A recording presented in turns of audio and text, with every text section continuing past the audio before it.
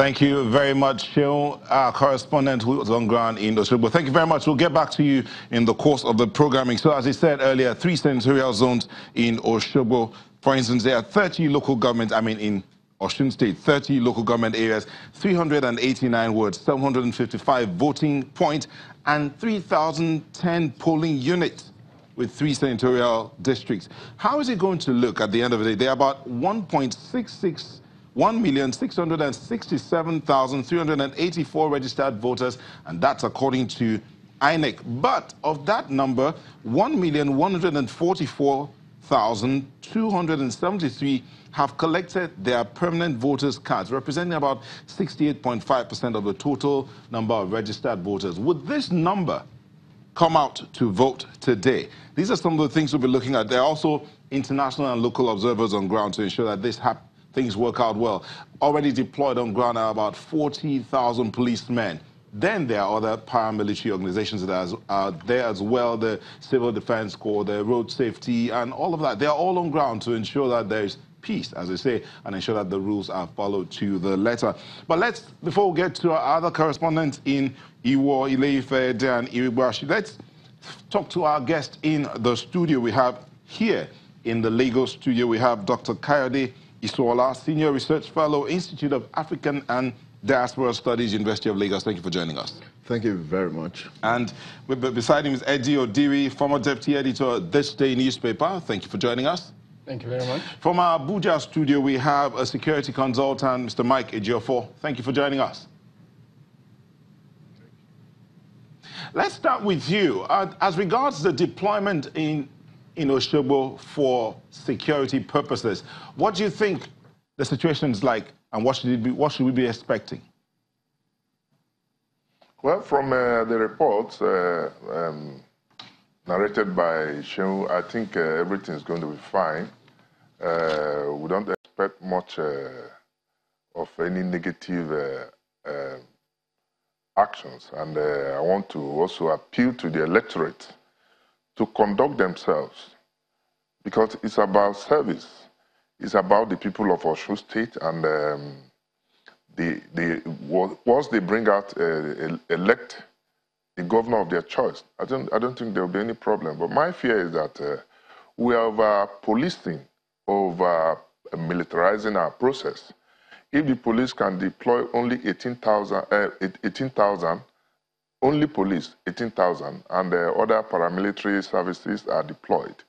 When we have the main election coming up in 2019, general election, I think we'll have problems because we are not going to have that kind of deployment.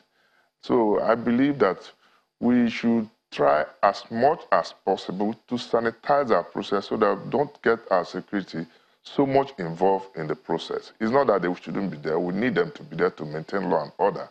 But I doubt if we have that number to be deployed in all the states during the general elections. But for today, I think we're good to go. Okay, you're not saying this being the last staggered election before the next general election, you don't think that this is not a good example in terms of deployment? You see, this election is a litmus test for INEC and for the electorate, because where you know Ekiti, there were some observed lapses, and I think from there, the Osun election, they're making some corrections. INEC is making some corrections. And I think with time, we'll continue to improve. I want to, again, like I said yesterday in our program, commend INEC for this introduction of not allowing people to go into the polling booth with phones or cameras to snap whichever party you must have voted for, because I tell you, it's going to help a lot. We've been going through processes, for now, we don't have the issue of ballot.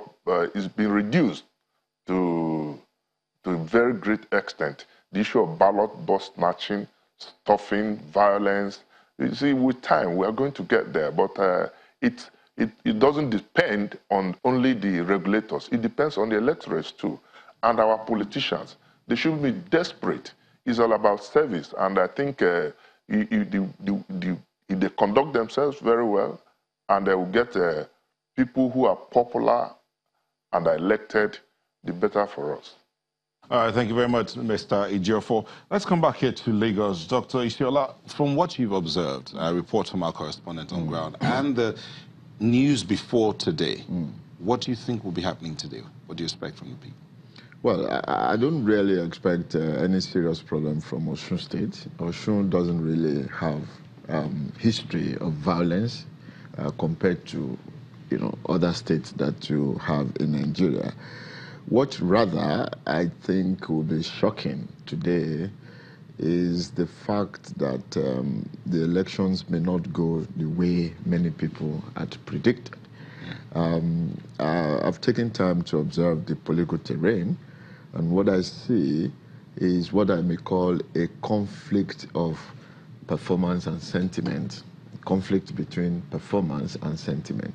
The issues on ground are that the incumbent who belongs to a particular political party, how well has he been able to perform, as a governor of that state?